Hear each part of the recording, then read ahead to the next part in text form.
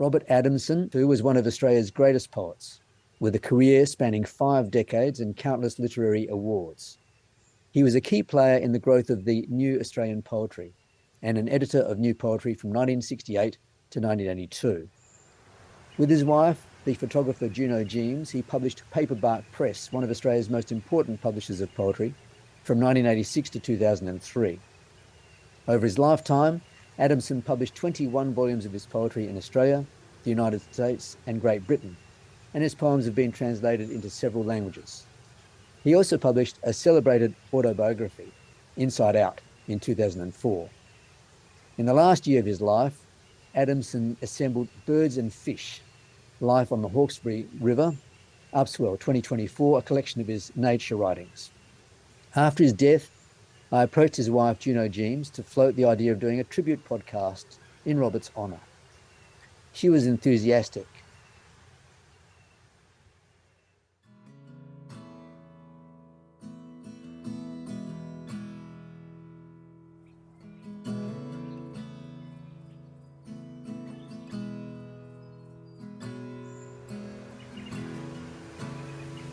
I even worked at Burnham and helped rich people catch marlin. And my father and grandfather were fishermen, especially my grandfather. And that's how we earned money to live, to pay the rent, you know. So I always had, I inherited that ability to catch fish. I can catch fish anywhere, really. But I always had this ambiguity with fish that when you kill them, you know, it's not good. And yet, if you don't kill them, you don't pay the rent, and you don't eat. So this poem involves all that sort of thing. A flying fish alongside my head. We can't hear them talking. The moon slides down a star-scattered sky, loaded with bushfire. It will never touch our flat earth, we say. Jokes are rare tonight. Men stand around on deck, staring at eyes in the heads of the iced-up catch. We prepare to shoot the net and attempt to stifle our rough talk and bleak thoughts. Language is a rope coiled under the netboard. Drop words from the cork line, let stories limp home to our loves. Shake the mesh until lies flutter out and dissolve. Kingies, bandits, greenbacks, whatever we call these fish tonight, they'll snip the pilchards and shred the net's fine wings. Their death pays the rent. Can it be wrong fishing the deep channels for these silver kilos? A jack mackerel skips across the surface, catches a flicker, its flanks lit by moonlight. I asked my grandfather once, why do mullet jump? Inside our heads we glide over the tide, a masked plover, flying out, far from land, its call creaking, iron gates in a gale. Sharp words for a present tense emergency. Far upstream, on glassy Cotton Tree Bay, the mullet are jumping. Great.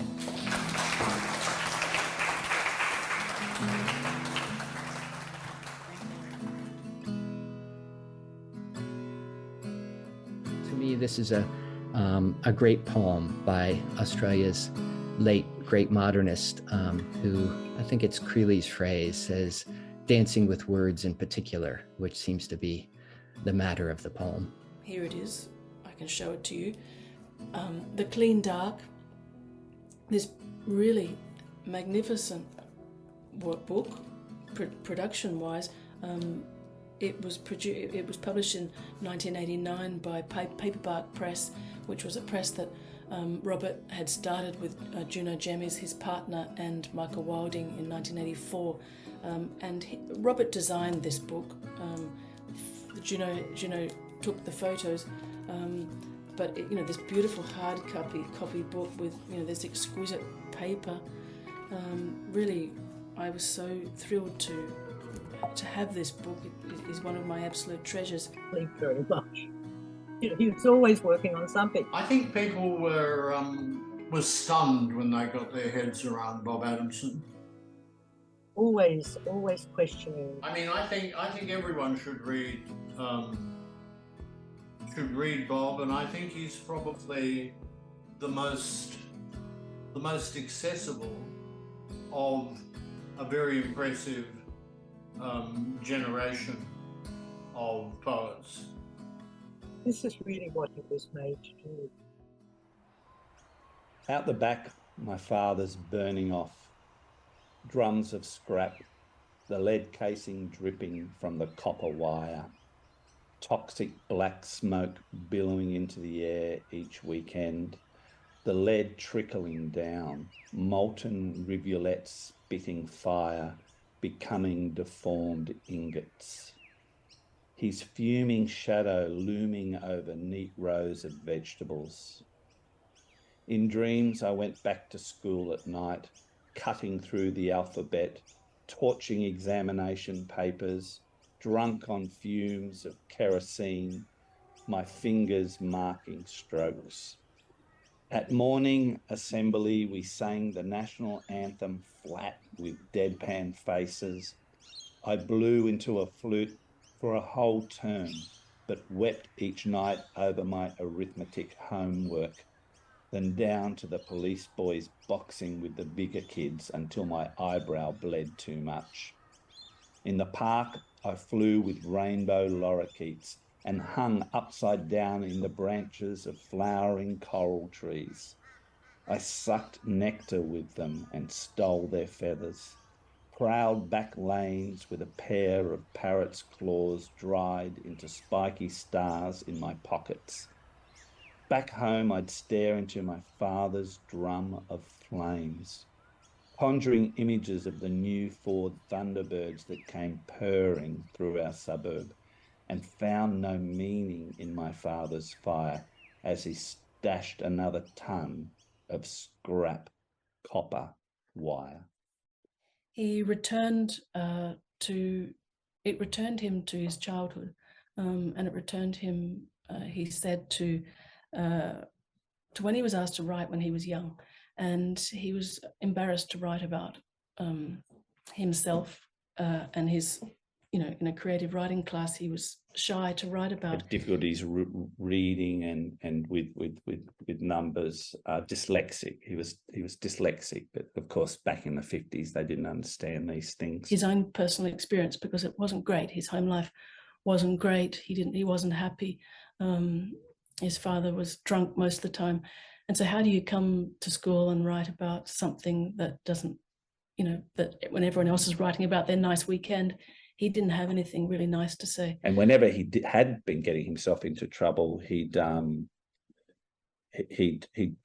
go up to the Hawkesbury River, which is where his grandfather lived. His grandfather, who was referred to as Far, because his grandfather was always far away up the river somewhere, fishing and just sitting in nature on a boat or on the banks of the river.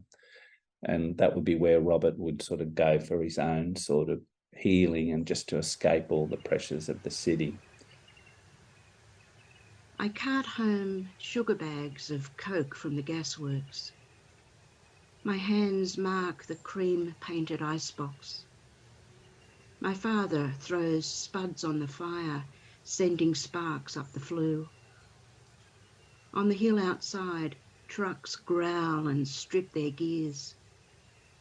I imagine the peach-faced finches of Madagascar. After tea, Dad slumps in his chair, tall brown bottles standing empty on the table.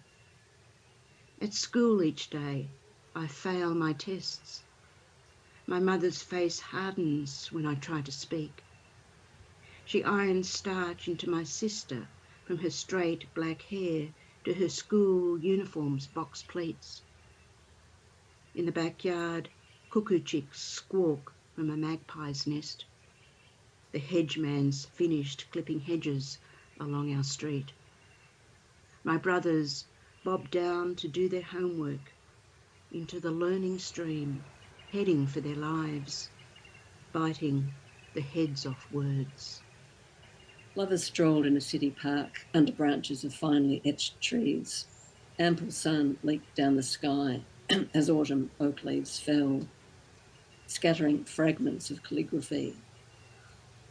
All this locked away when a bell rings, memory leaks, touching sunlight. Though with a kind of ease, my hand draws back. The sky isn't blue, it's abstract. Those who walk this cracked avenue do so to pay the rent in paradise. No takers, no share to com. The man sells methadone twice, diluted at his garish mobile bar. The burbling exhaust of his fuel, cotton oil, curdles the air. Bent hot dogs talk to strangers. Still, the oak trees flower above us, the canopy of lust. Look over there, the sparrows chitter, just far enough away from a cat who chitters back. This is to let you know I'll still be here as time repeats its fact.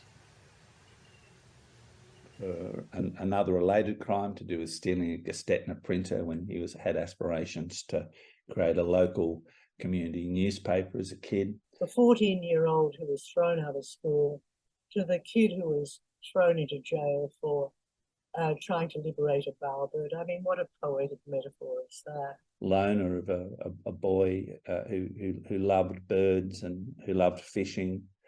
And he managed to get himself into trouble stealing a magnificent rifle bird from Taronga Park Zoo, which is quite some crime to commit when you're a 12-year-old, to plan it, to orchestrate it, and to pull it off. I don't like the idea of junior prisons at the best of times, but nothing could have been more inappropriate for this bedazzled and bedazzling working class boy who stole birds of paradise. I mean, what kind of criminal offence is that? Oh, my soul's friend, just once, take some advice, reach back to myths of flight, measure a peregrine falcon's primary feathers, check semi-plumes for bird mites, then hold your bearings. The law could break by daylight. You can't afford this luxury after inventing your new lucidity. Tonight, open Ezekiel's gates, travel by light, shooting through veins and gelatinous floating lenses, the packed neurons composing the optic nerves of a peregrine's four-dimensional sight. Swimming out with Emmylou Harris. A long curved horizon, the hazel-coloured tide, and Lion Island going by. A CD player skips on the line, a quarter moon in a 10-cent town. On the swell, our wake shattering the reflection of the real moon. We cut through the sound of swimming, the meaningless joy of living, the random punishment of birth. The song says we all live up to what we get. Out here, you believe whoever writes the script. Yesterday is reflected back by the moon. Mothers wash the sickly smell from a dozen ruined shirts every Saturday afternoon. Wives turn their heads. There's an old grey stingray spread-eagled across the front of the chicken shed. 3 crows hop around it, the breeze ruffling their black satin collars. They plunge their big black beaks into the lukewarm flesh. Emmylou, your sweet, holy music drifts through the new curtain. Your song folds itself around the shack, filling the backyard, flowing through our days, out onto the back veranda where old Dutch sits slumped 2 days into his latest coma. Sweet Lord, sweet poison, sweet, sweet music. This also reminds me of Dylan song, actually, and I think he probably might have been thinking of that as well. Blood on the Tracks, Jackson Brown's The Pretender, a little bit of Neil Young and Bruce Springsteen, all those kind of literate artists. And of course, he was treated with very great brutality when he was in the reform place. But he also there was a kind of blessedness about his luck. Like he didn't know one end of a poem from another. When he was in jail, he used to try and in solitary, he used to, try to recite poems that he'd learnt at school by the likes of Tennyson, basically to try and stay sane. And there's kind of a really kind of climactic moment in jail where he hears Bob Dylan for the first time singing Chimes of Freedom while Robert's in his cell. And it helps inspire him to want to write songs and to want to write poetry. He knew he liked Bob Dylan's songs, and so he wrote what he thought was a song. And some sympathetic priest saw it and said to the 10-year-old Bob, whatever age he was, that's not actually a song, Bob, it's a poem. And then the priest in his wisdom gave him Hopkins' poetry. Because about a week after he started trying to write songs, a Jesuit priest that used to visit him said, Robert, these songs of yours are actually poems, which I think he was a little bit depressed about, but then began to realise his true calling. He went through far more horror than any renegade child should ever have to tolerate. And when he finally, wrote the story up in Inside Out, it's a terrible indictment of what the justice system can do to any child, but doubly horrifying that it should have been done to someone whose defining quality, even as a young child, was a rapturous sense of beauty. That's the bird of paradise. I want it. I want to take it home and look after it. Where there was this whole other soft, kind, warm, boyish, generous presence. That was the kind of Robert that had to sort of fight his way out of the solitary prison of his trauma and come into the light again. There was a sense in which Robert Adamson would have been a totally compellingly vivid man if he'd never written a line of poetry.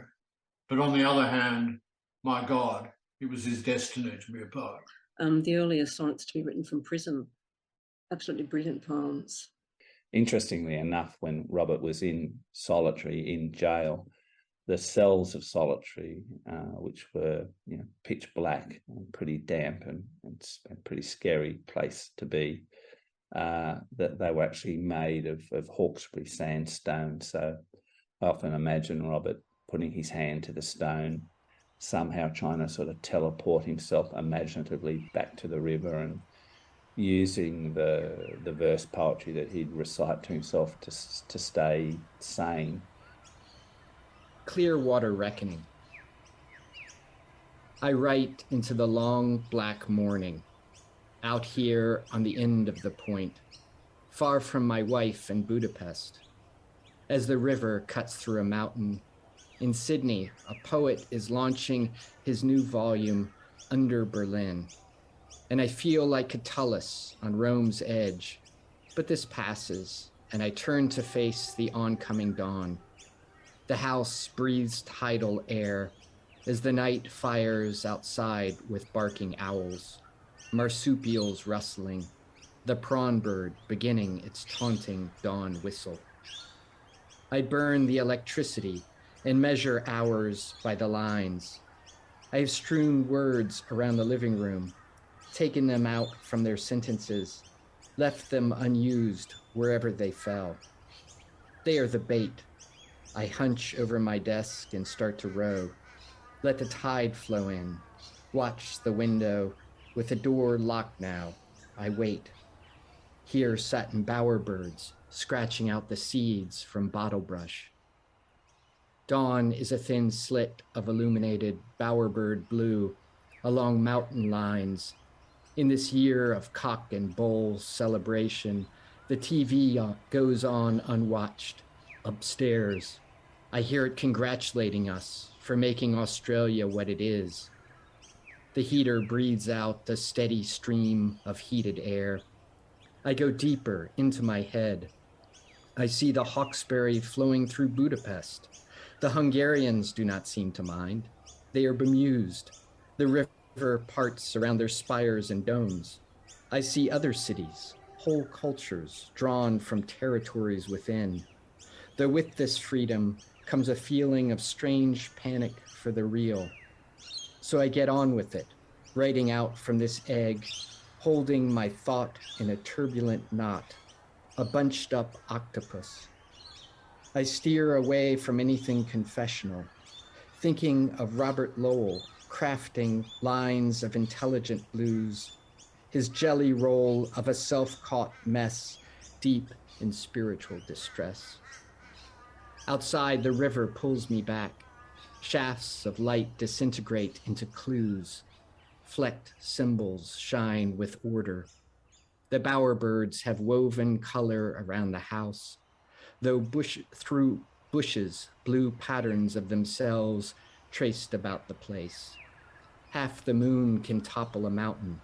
Anything is possible here, I remind myself, and begin to hum, flattening out all the words that were impossible to write today. I hum out all the poems I should have written. I hum away now also the desire to write from memory. There is enough sorrow in the present. I look out over the incoming tide. Dark racks of oysters jut from its ink. 3. Yes, Your Honour, I know this is ridiculous, although I'm in the news. I couldn't bring myself to do one of those victimless crimes. I must suffer in more ways than one. My crime's presence is not to overthrow social order or to protest. It's my plan to bring poetry and law-breaking where they interplay.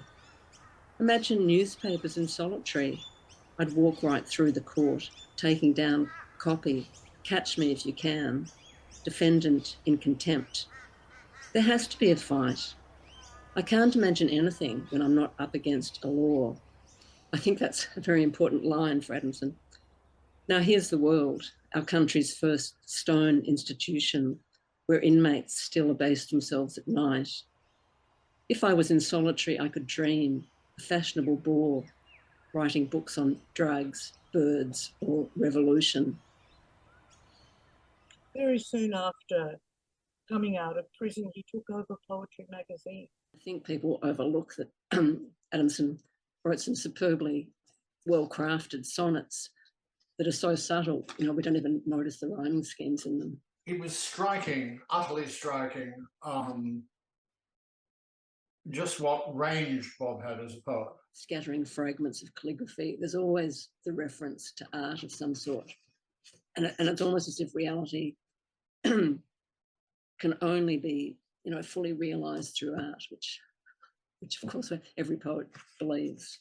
Because Bob was such a late romantic. I remember him telling me this, that he always wrote with a book of another poet open on his desk, you know, which I found totally weird at the time, but his idea was that, you know, you feed off the past and you reincarnate the past in some way. He was into everything. I was amazed to reread it, but I was amazed when I stumbled on it again, the strange little poem Bob wrote, which echoed Creon's dream and echoed the Antigone of Sophocles, which is not something Bob's grandpa, his Farfar as he is known, would have expected. But it could be dawn for all I know. Concentration wanders through Creon's words to Antigone. Go to the dead and love them. Okay, so they live as long as I do. What else can I make of it? The dead friends sing from invisible books. Like, it's worlds away from what you expect to encounter in an aging working class boy who liked fishing. The old hull spine shoots out of the mudflat, a black crooked finger pointing back to the house. On the dead low, the smell of the mangroves. The river seeps through the window. The books are opened on the desk. When the first breeze hits the curtain, the cats scatter. It could be dawn for all I know. Concentration wanders through Creon's words to Antigone. Go to the dead and love them. Okay, so they live as long as I do. What else can I make of it? The bright feathers from a crimson rosella lie in clumps on the floor with a pair of broken wings. In the dark, I try to write and remember the zoo I played in as a child. There was a balding, sedated lion and a wedge-tailed eagle hunched on a dead tree in a cage. They threw at dead rabbits in 1953. The whooping cranes sidestepped the concrete ponds and whooped all night. The blue heron flaps across the river in my head, poddy mullet hanging from its tight beak. Ah, dead fish, the old black crow, the sick pelican. I pad the room. Out there, mangroves are pumping up the putrid air. Life goes on. At the zoo, they still throw the animals dead meat. The big cats are bred in labs where they lock the albino freaks away. I pace the kitchen. Where are the books? Who reads the poems? I take a drink. Rainbow ribbon fish swim across my pages. I shake my head, but they swim on in low flocks, chromium ribbons. They fly under the river, herding up the poddy mullet, rippling the surface as the tawny frogmouth knows. The books have gone. The spoonbills wade in with whitebait skipping ahead of them.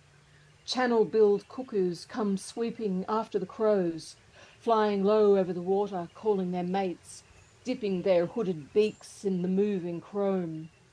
I sleep in broken snatches and dream nothing.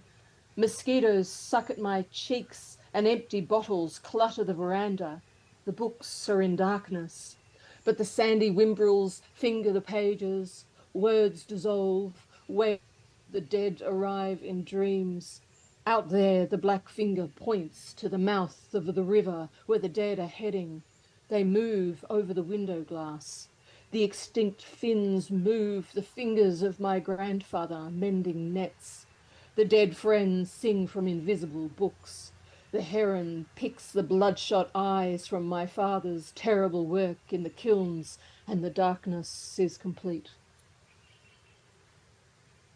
His sense of humour was something that I really always admired and appreciated very much. If I was a bit down about something, he would send me some kind of joke. One of the best ones was we were discussing poetry awards in Australia, and he sent me this, where is it? He sent me this great line from Banjo Patterson. He said, "The hidden ground is full of wombat holes, and any slip means certain death." So, you know, watch your step. I love that. Really made me laugh. There was a wonderful, this is a Les Murray term, but there was a wonderful quality of sprawl about Robert Adamson. Like, I remember once, perhaps at a Sydney Writers' Festival, his room wasn't ready, so he just lay like a dead fish in the vestibule of whichever hotel it was, one of the better ones, until they got him one, you know, and people had to walk around him, but it was a highly effective strategy.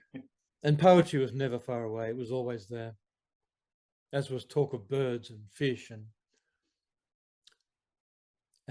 his hilarious way of imitating birds and the barking owl. Or this behind me, this is a, I don't know whether you can see that. This is a drawing, a painting and a drawing that Robert did for me. Christmas 2014, I think. You can see that. This kind of beautiful pencil sketch, and then crayon, paint, pencil and ink sketch of the numbat. He writes, drawn from an original lithograph by John and Elizabeth Gould that he'd copied, and he gives the numbat's favourite food, termites, ants and insects, and Robert writes this fantastic text here. He says, I started drawing numbats, and this particular numbat, when I was about 9 or 10 years old. I must have drawn at least 50 times, and for the last 20 or so, it turns out pretty much the same every time. I love these beautiful creatures, and one day I hope to see one in the wild, a real numbat, not an image from art, although this image contains all numbats and all numbat poets and artists, a real numbat of art endlessly repeating itself. Robert Adamson, Mooney Creek. I've heard the system's closing down. It's good reading in books, old friend, your words about what a friend is, if you have one. These days, I often think of Zhukovsky just throwing in the word objectivist and how it works as well as any label could. These days, we're just words away from death. And I think I finally learnt to listen. Your love songs seem wise now that the years have studied my head. As you turn hurt without sentiment to gain. I thought of your clear humour when my father was dying of cancer. I asked about the pain and he spun me a line. Feels like a big mud crab having a go at me spine. The fishermen sing one more bottle of wine under the first quarter. Top killing time. Great schools of mullet roll in the bellies of their nets. The smell of southern comfort and dying mullet rises and rolls in from the bay on the first breath of the southerly. Insidious amber, thin honey cutting down my throat. This yellow blood, this slow death. I convulse at sunbreak. Sun, the touch of a rough hand closing around my neck. The fluttering rustle of 1,000 starlings. Towards abstraction, possibly a gull's wing. The most disconcerting feature is an absolute flatness, especially the sand.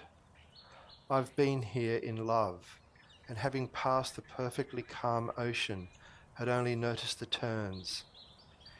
If there was some way back, some winding track to follow, I'll possibly find the elusive agents for creativity. And now, for instance, I'm completely indifferent to the sad way that fellow moves across the sand. Who? Let's be pure in observation. Let us drop opinions. Look, he stops, and throwing off his towel, runs into the surf, where stroking out he attracts the turns, and they curve above him. Now look back to the beach. It is midwinter. The sand's deserted, and eddies of wind-caught grit are left to dance and fall unhindered. At the end of the beach is an object, a rifle, rusting. He comes out from the surf, stubbing his toes, heading towards the place where the rifle lies melting. The sand whispers beneath his feet as he passes by the gun. Dazed, he goes into no particular direction. The surf rolls a dead turn onto the sand, and he kicks it. Its wing unfolds like a fan. Sea lice fall from the sepia feathers, and the feathers catch fire. Bob was always a weirdo and a very grand weirdo. I think very fondly of the time that Robert and Deborah came down. And Dorothy Hewitt came down, of course. Robert and Dorothy holding court was just a sight to behold, just brilliant. Dorothy with her, I think she was smoking some sort of menthol cigarettes with her mane of blonde hair, and Robert chuckling away in the corner, and just the two of them having a great time. Poets can be assholes, you know. Most of us are, right? And he probably was too at one point or another, but in the time that I knew him, he wasn't. And it was very intense and chaotic. It was obvious Robert had been drinking.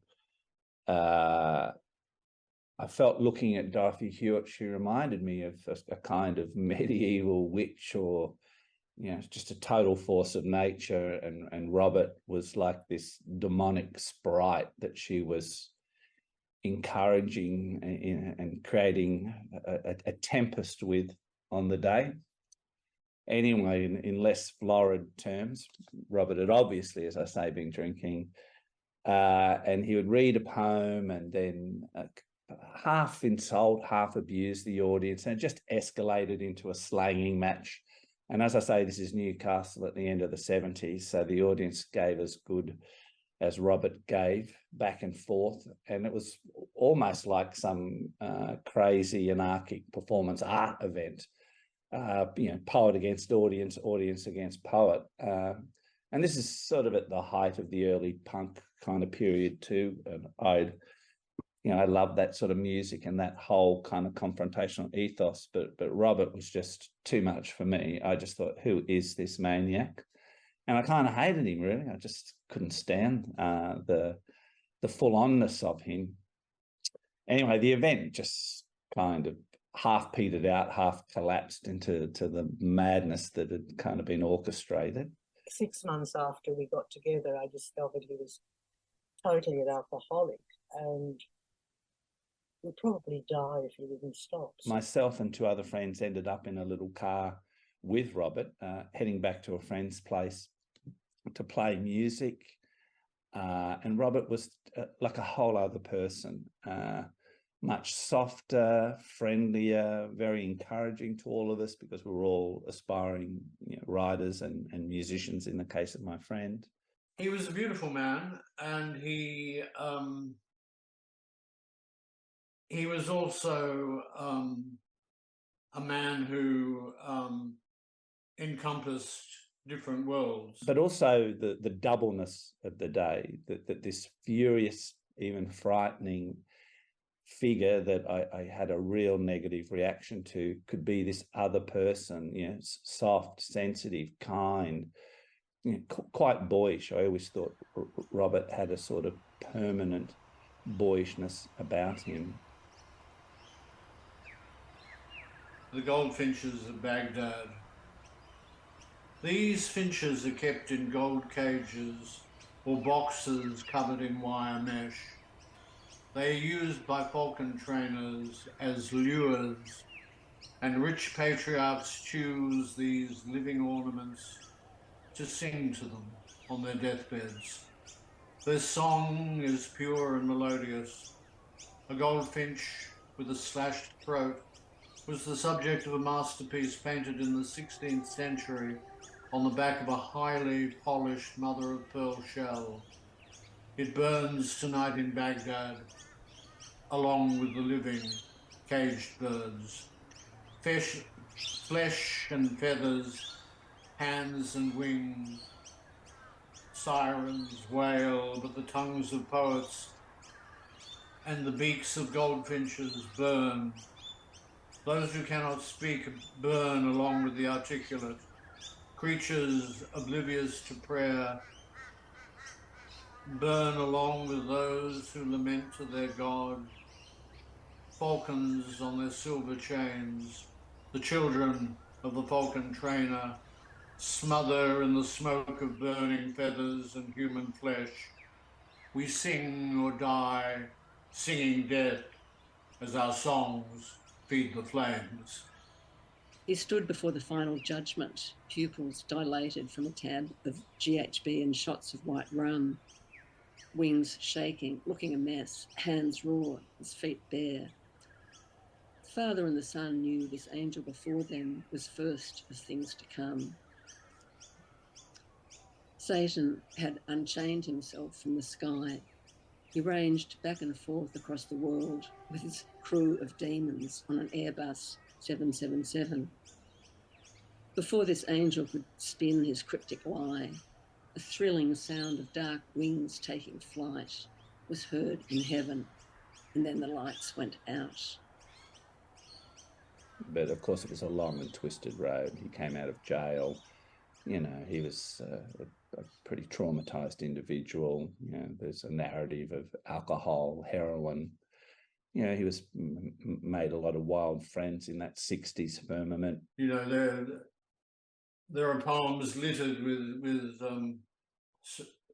syringes. The people he was mixing with, a terrible car accident, you know, where a girl lost her leg. That was profoundly affecting to Robert in terms of his guilt related to it.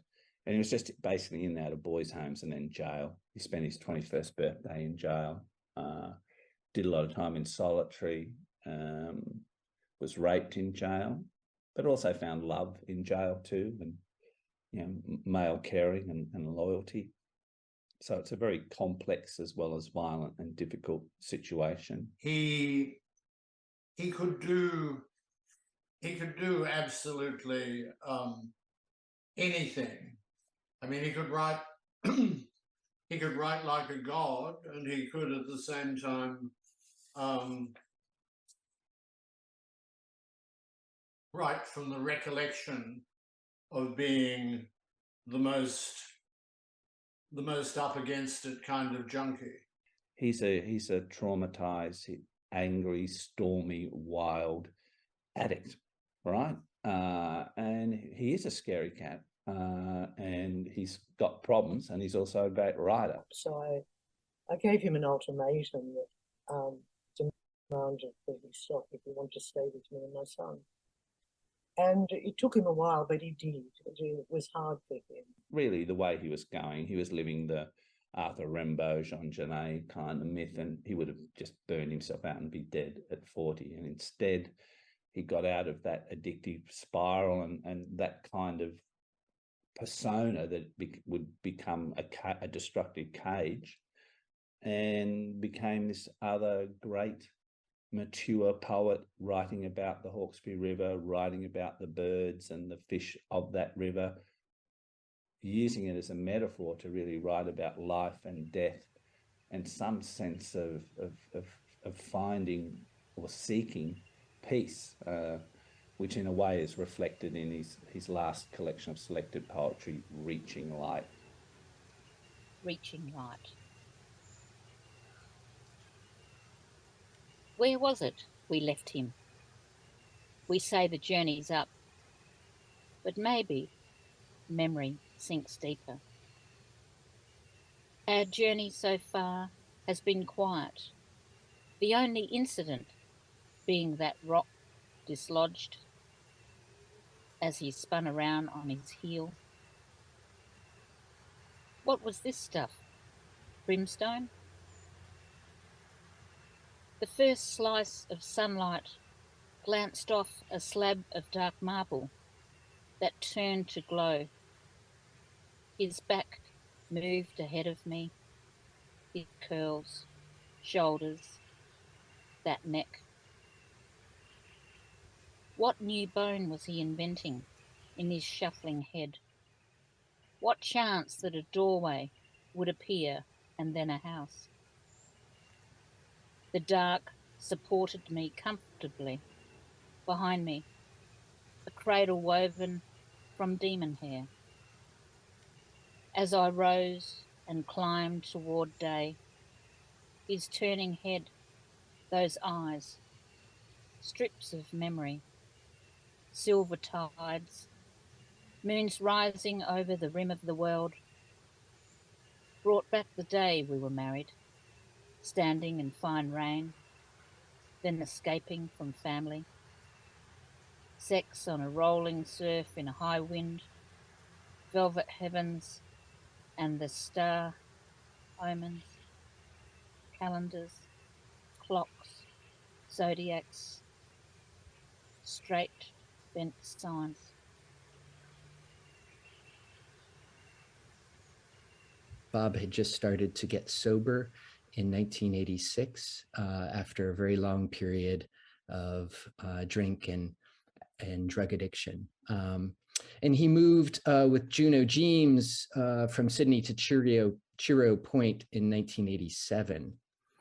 Their house faces Mooney Mooney Creek, where it meets the Hawkesbury River. And this was a stretch of the river that he had known for his whole life, and a stretch that his grandfather had fished many years before.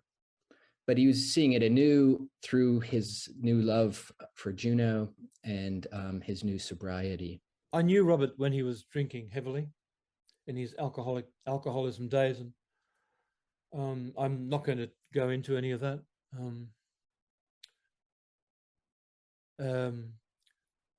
And I, you know, I knew him, of course, when he was clean and fiercely devoted to remaining on the wagon. And what I loved about Robert more than anything was his absolute unwavering devotion to the art and craft of poetry, friends in poetry, and his ability to switch you on to an idea that he had about poetics or about music or anything. He would just light up inside, and you'd be carried on in that glow. You'd be taken away. Just brilliant. You know, the poets came out wherever he went. Bob was an ally in the poetry wars of the time. It's always astonishing how warlike poets are. I always enjoyed Bob's company. He was attentive, enthusiastic, supportive. Undoubtedly, there was an element of guile in that, but it was combined with a quality, a childlike quality of innocence, which I found very attractive. And there was no doubt about his commitment to poetry and to other poets. Would say the same thing about Robert, the way he would kind of reach out or be open to them or just offer them help or assistance. You know, Bob was complex because he evolved. He didn't remain, the same person as an older person he'd been as a younger person. And I really think he was someone who found grace in some way, He used to carry that gentleness with him that a person only can do if they have grace. Even in conflict, in disappointment, in all of those things, he would have that about him, that gentleness. Poet, editor, publisher, mentor. With a sheet of paper, and she said, "Here's what you have to do if you want to become a poet." And on the piece of paper, it had write poetry all the time. Well, I was doing that anyway. Read poetry, everything you can get your hands on. I didn't have many books. Didn't know what to look for. Say no to your friends a bit more. Don't drink. Give up smoking. And I thought, what the hell's going on? So I pressed her for more information, and she told me that she'd gone through the white pages as a directory in Sydney, the phone directory, looking for anything under P for poetry, and found the Poetry Society of Australia and dialed the number. and a man answered and asked her, how he could help her, and she told him that she thought her son was a poet, and was extremely worried about him. Well, the poet was Robert Adamson, and he seemed quite pleased about this information, apparently. First time I saw Robert Adamson was in 2006 at the Sydney Poetry Festival taking place at Sydney Grammar. I was on stage reading a poem that was actually dedicated to Robert Adamson, and I was in the middle of reading the poem, and the doors at the back of the hall opened. And when Cheryl answered the door, I looked in, and there was Robert on the floor. He's sort of, black hair, curly black hair. And he said, "Hi," and he was on the floor using a razor blade pen, cutting out some things for the cover of an issue of New Poetry. And Robert walked in.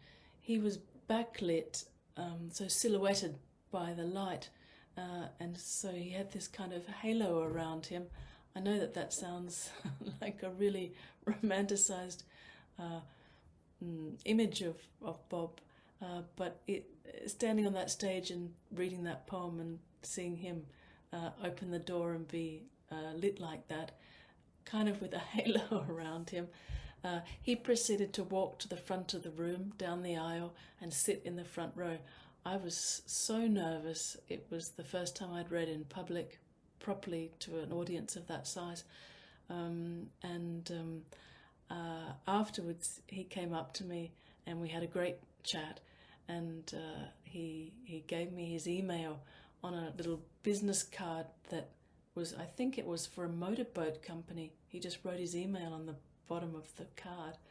And I asked him to sign The Goldfinches of Baghdad, which was the book that he had just published that year and that he was launching at the festival. Where is it? Here it is. Here's this, with this lovely cover of Gary Sheed's beautiful cover. And so I gave him the book and asked him to sign it for me, and he took it away over to the back of the hall and sat down. And he was there for a really long time, and I remember thinking how lucky I was that he was writing something or thinking about what he was writing, and I've always, that care that he took with what he wrote, it stayed with me, and I always think of it when somebody asks me to sign something for them. And in Robert's beautiful handwriting, this beautiful tilted handwriting, he writes, "For Claire, I loved your reading today." And then he offers a line from Wallace Stevens that says, "The imagination, the one reality in this imagined world. Love, Bob." So, I look back and think, the generosity of him to make time for all of this, his genuine curiosity about our ideas about art and writing and music, the whole process of sharing. So that was, pretty remarkable, because not all artists that are of his stature, even back then, are so kind of open to people. We just shared many, many hours, sometimes staying up all night, reading each other poetry and playing music. And Bob was very kind to me. He became a kind of, I don't know, an anchor in a way. When I felt like I wasn't grounded in any way, Bob would ground me. He had that about him. And I know that he didn't always have that about him when he was younger. I know that. People have told me that he was very turgid and less grounded. But one time when I really was blocked and I couldn't write anything, he drew me a picture of a monster, and he told me it was the monster of poetry, and if I hung it over my desk, my writing would come back, and it did. Sometimes you just need somebody who's willing to draw your monster. It's interesting, even now, fully a year over after he left us, I can still hear his voice, speaking over lunch when he was discussing poetry, the excitement that would get into his voice when he'd sort of start talking about a particular poem. we carry those memories with us. And once somebody like Robert's gone, we've got his work, we've got his poems to recall, and those of us who've met him and knew him, we have the I guess the added pleasure of remembering that tone of his voice as he read them himself. I've been in my study yesterday just going through his books again. Those beautiful stories he wrote in the front of them with his signature. Yeah, and it was a very dark day for me when he left the world, and I still miss him. My whole being's the pain, cradled in the warm palm of the steady open hand of today's flood tide. Anyway, let's tell the fishermen something they already know. It's the fabled calm before the flood. I love a gypsy with a light soul who's difficult to please. So may the resonance of this new song begin life here. Then moon change, face to face. It's fishermen who recognize my strength, who say to keep an eye on me. Then look long at the right, sense vision's power, a glance, intellect and body, a total elegance. Ah, river, with ageless dreams, sorceress, with sea hawks and gliders, updrafts in phosphorus fire, eyes quick for your lips, eyes, speak, tell me fables as you flow. Oh, the tide that's across it, and my wild market, you have left me, very much. Easter fish. Tonight, in the bright void of our kitchen, my wife and her mother cooked dinner and talked of brutal places at the end of the world and meals scraped together from remnants, thin brown potato skins, tart green bean soup. We discussed the rituals of Passover, charcoal lines from a recent bushfire cross-hatched the trunks of ghost gums. Outside our kitchen windows, a butcher bird appeared on the veranda, strutting the rail and capriciously fluting. Later, our conversation filled an elegant apartment in Budapest with music. We spoke carefully, tenderly perhaps, of the river, the unbroken Danube. Our minds can flower suddenly sometimes with monstrous kelp waving in the tide, flowing from old wounds. Brace yourself, cities of the world, against flood, famine, invasion, ruin. Now the river's surface is stretched tight, marbled by the sun setting in heads, indwelling in silence. Puncturing the sky upstream, a pair of sea eagles spired down in their nest. We steamed our Good Friday fish, seasoned with sweet basil and the juice of lemon, and deliciously the taste brought back memories of its capture, the massive and silver flanks fading into a quick death, the small cold flames of phosphorus lapping our boat's invisible plimsoll line, the rising and the falling of our breath. That was a measure of the man, I think, where he could find poetry and something to value in almost everything, and he attempted poetry. I do feel so grateful for having known Bob, and I understand precisely what Gig Ryan, fine poet, former poetry editor of the Age, means when she says that he could write confessional poems. He could write poems about everything heartbroken and blood spilt. And at the same time, he could write poems about nature, which, as Giggs says, were not simply anthropomorphic. The windhoppers in Robert Adamson's work are not just emblems of the Most High. And of course, his long poetic history, there were so many transformations from those early sort of sarcastic, tough, rebellious poems, I suppose.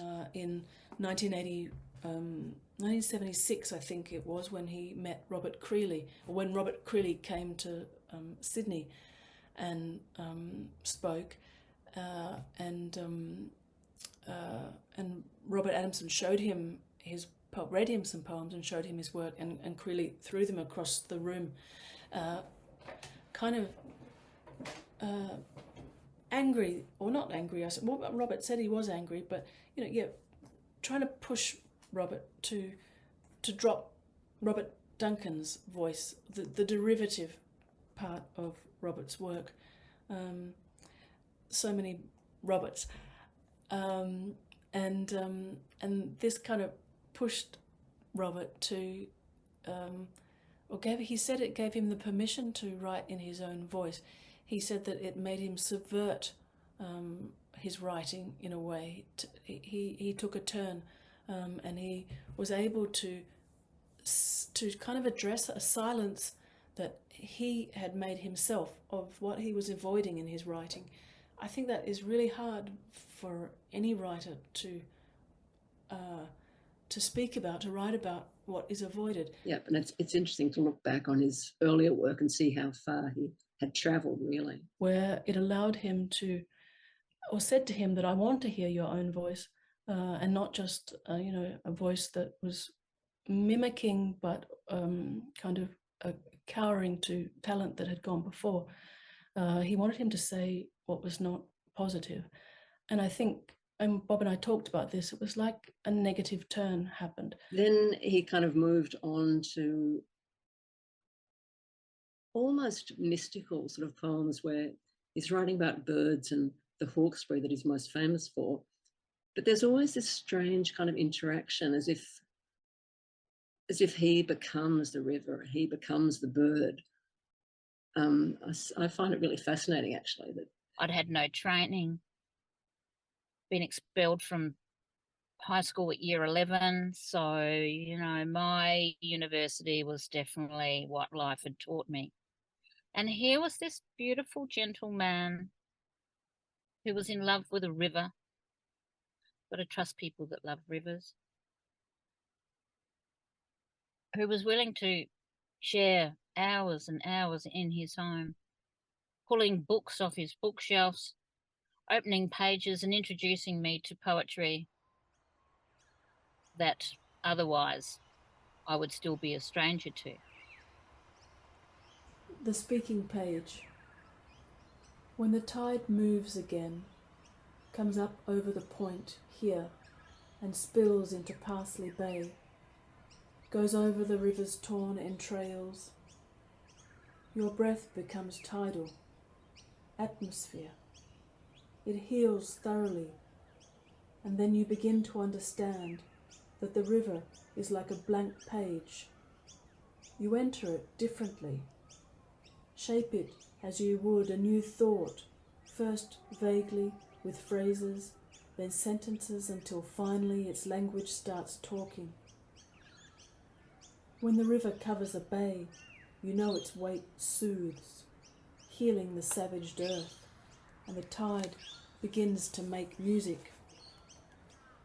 As it covers oysters, as it climbs over the rocks, its songs fill the valley. A baroque, tinkling tune, its lyrics in a language easy to comprehend.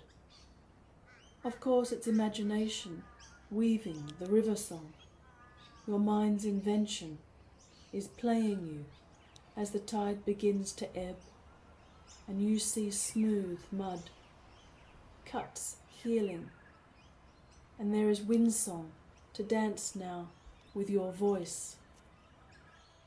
In a dream, on a sheet of paper, I saw a pencil drawing of lovers. They seemed perfect, Adam and Eve possibly. Stepping into reality, I read lines of a poem on a piece of crumpled rag I kept trying to smooth. Egyptian linen, so fine it puzzled to imagine such a delicate loom. In a flash I saw two dirty-breasted ibis and heard their heads swish. Black bills swiped the cloudy stream, and in the rushes I heard needles stitching, weaving features into the landscape, clacking as they shaped an orange tree, then switched a beat to invent blue-black feathers for crows, the pointed wedges of their beaks. A fox rustles through wild lantana as I step through into the garden, and, becoming part of the weave, notice the tide turn, its weight eroding mud banks, bringing filth in from the ocean. A raft of flotsam breaks away, a duckling perched on the thicket of its hump. I use the murky river for my ink, draw bearings on the piece of cloth, sketch a pair of cattle egrets bullying teal into flight. The maps folded away. I travel by heart now. Old lessons are useless. I shelter from bad weather in the oyster farmer's shack. The moon falls in a column of light, igniting a glowing epicycle. This pale spot on my writing table, these fragments of regret. During this period, Juno is a great photographer, and she was photographing the river, and he had her photographs scattered around his room, and he would love to watch her develop photographs in the darkroom. And so he was seeing the river anew through her eyes, I think, by looking at these photographs in his kind of darkened study library behind the kitchen. And so I think he was thinking of the study itself as a kind of darkroom, developing poems through negatives. Bob was charged with the grandeur of everything and the ability of the word, if not to be made flesh, to be made a radiant physical thing in the poet's mouth, which touched a huge number of people. The occasion, as it often is for Bob's poems, is the writing of the poem itself. You can see, I mean, look at how these lines kind of move across the page in tercets almost, back and forth, back and forth. It's really an exquisite poem. The poem that we are reading. And he's writing until dawn with books open around the room and words scattered. He's bunkered, as he often is, sort of deep inside his head, rowing a dark river that runs through his head. And the river itself becomes, by the end of the poem, ink. And this is the black water that so often appears in his poems. You know, this is beyond a description of something. You know, this is about when, you know, the poem becomes a process. The poem is a process. It's processing, and it's a process on the page. An embodiment of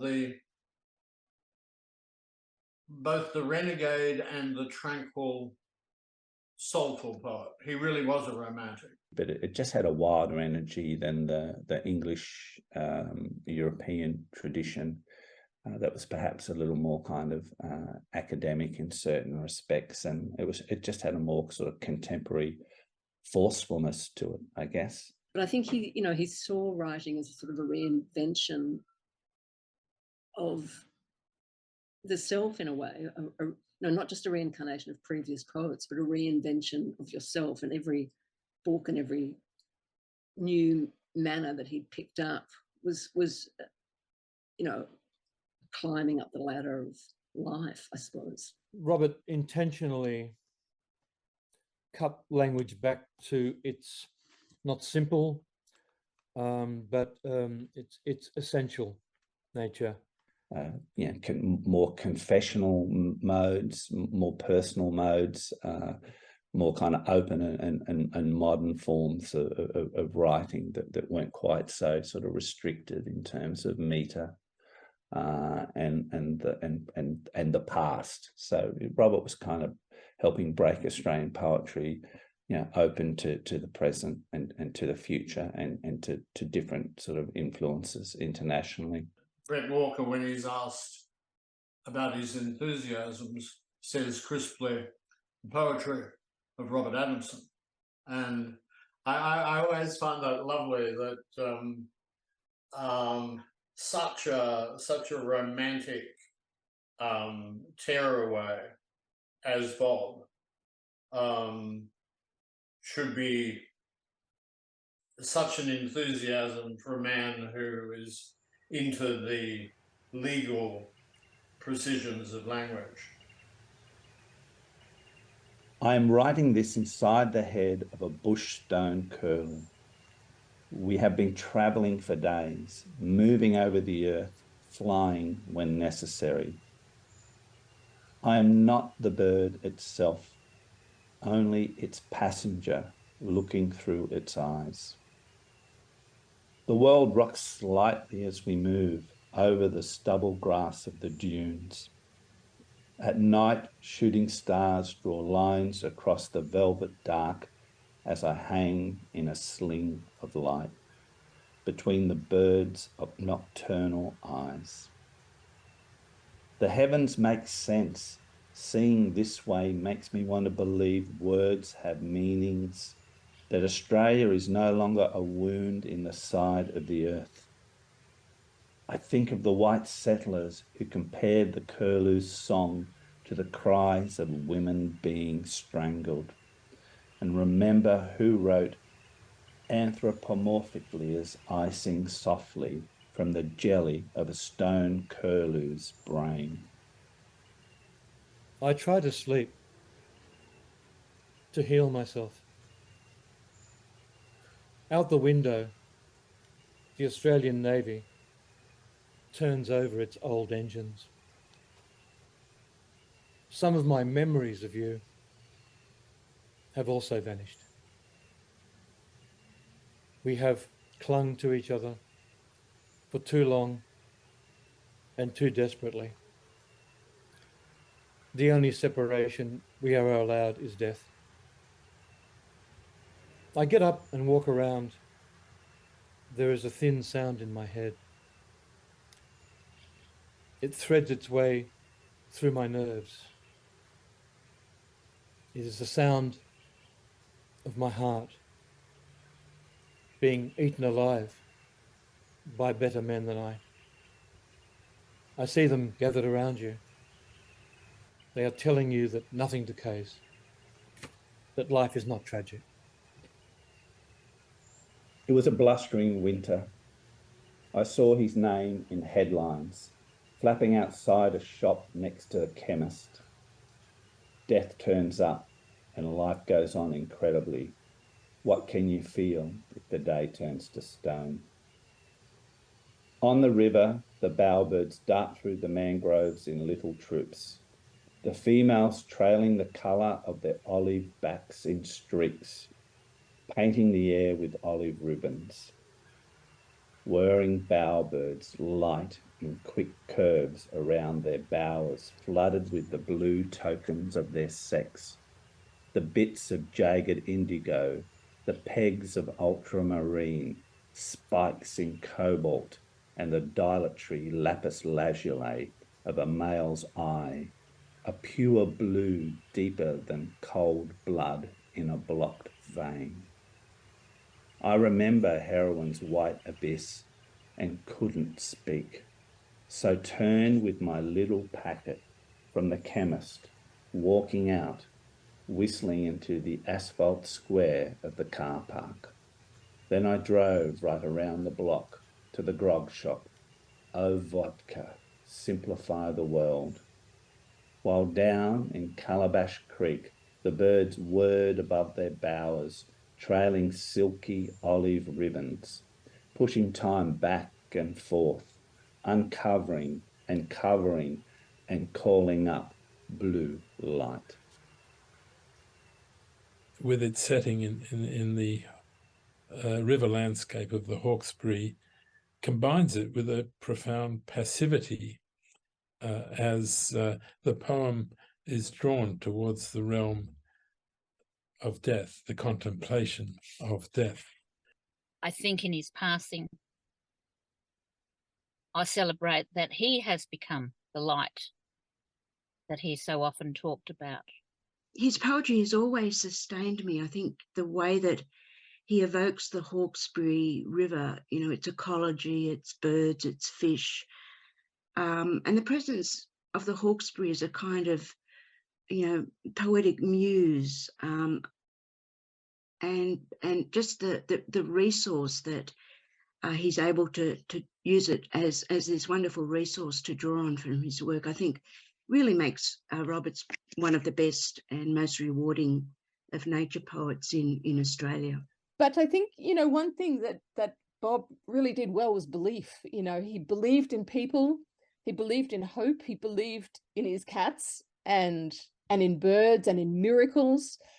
And it's so easy to write poetry that suffers, but it's so hard to write poetry that praises. And that's what I really loved about Bob. I used to see him as a kind of a broken and rebuilt mystic in a sense, you know, someone who understood the miraculous because he had suffered enough to have something to compare it to. Not only an absorption in nature, but a journey into darkness, a confrontation with death, which entails a certain passivity, an experience of dying, an emptying of the self. It was a meditation on his soul, I think. But not only is he a nature poet, I think he also has a lot to say about, you know, the inner life, about the creative life and about poetry itself. He was in a bed. Juno very cleverly put a bed in his study, which is where he was lying at the end of his life,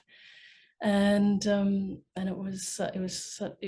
was amazing to read this poem to him. And I didn't really understand until afterwards what happened to me when I was reading that poem. And I suppose in a way what happened to Bob, I looked up and as I was reading, and he shut his eyes as I was reading, and I think, I don't know, I like to think he went somewhere else, and then he came back into the room. But I'm sure his work will live on in the hearts and minds of many generations to come.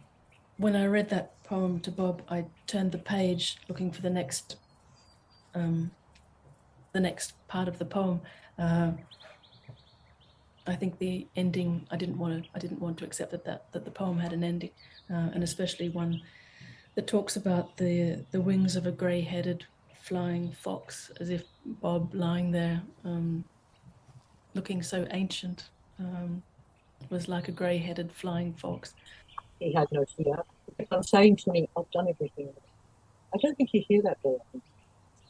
There's so much grace and courage to it.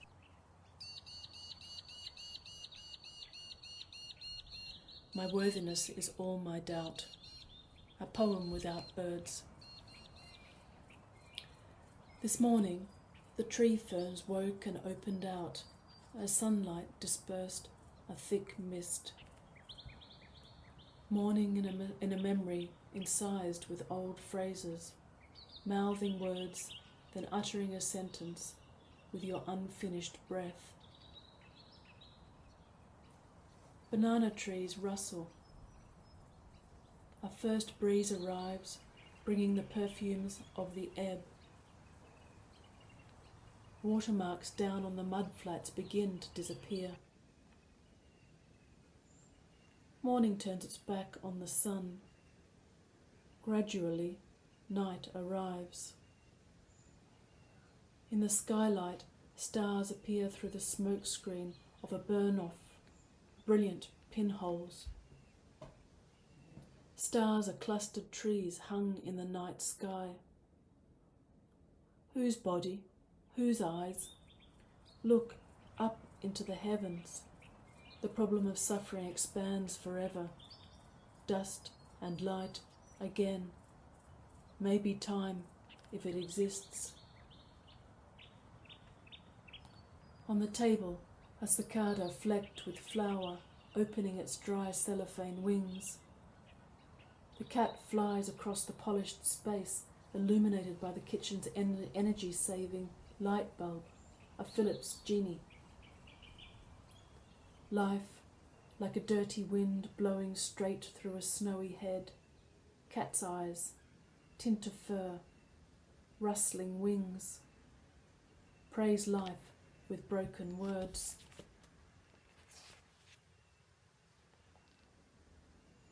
A preliminary sketch. And again, a line from Emily Dickinson. What I see not, I better see. An old shack by the river, deserted for years now, haunted by mesh nets and anchor rope. Wild apple trees grow out the back. A charcoal sketch of this scene unfurls before me on a sheet of mist. I push aside tough vines of morning glory and then walk on into the drawing. It's difficult to move in this landscape, and I've forgotten the names of most flora and fauna. Cross-hatched charcoal enfolds me, and I become part of the subject matter, my shape drawn carefully, sharp and figurative. However, precision no longer interests me. My attention is focused by smudges, the forms grown vague. Just 50 years ago, a country of sandstone and gums. A second ago, ferns and hardship. The heavy tidal swings, rolls corks and drowned fish caught by their gills in the smothering mesh. In the distance, bushfire writes its killer lines. Orange loops, burning seraphs spill over the sandstone in escarpments.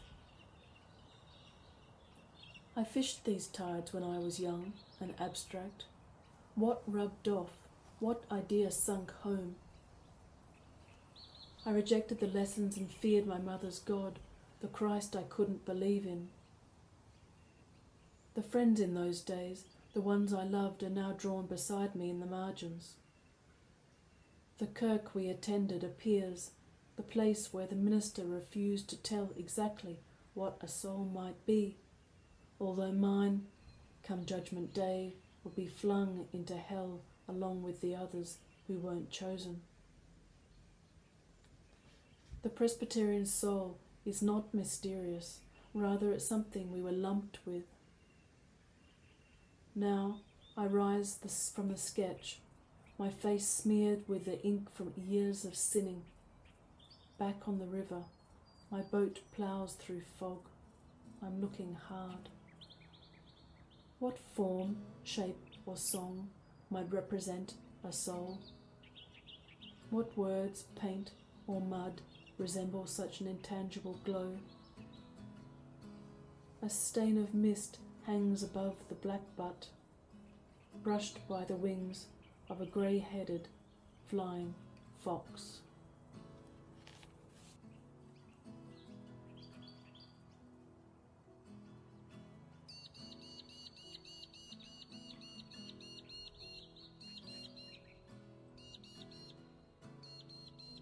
Garden poem for Juno. Sunlight scatters wild bees across a blanket of flowering lavender. The garden grows visibly in one morning. Native grasses push up, tough and lovely, and your angels' trumpets, as your angels' trumpets. At midday, the weather with bushfire breath walks about talking to itself. A paper wasp zooms above the smooth river pebbles. In the trees, possums lie flat on the leafy branches to cool off. The cats notice, then fall back to sleep. This day has taken our lives to arrive. Afternoon swings open, although the mechanics of the sun require the moon's white oil. Daylight fades to twilight, streaking bottle brush flowers with shade. The breeze clatters in the green bamboo and shakes its lank hair. At dinner time, the French doors present us with a slice of night, shining clear. A Naples yellow moon outlines the ridges of the mountains. All this neatly laid out on the dining room table across patches of moonlight.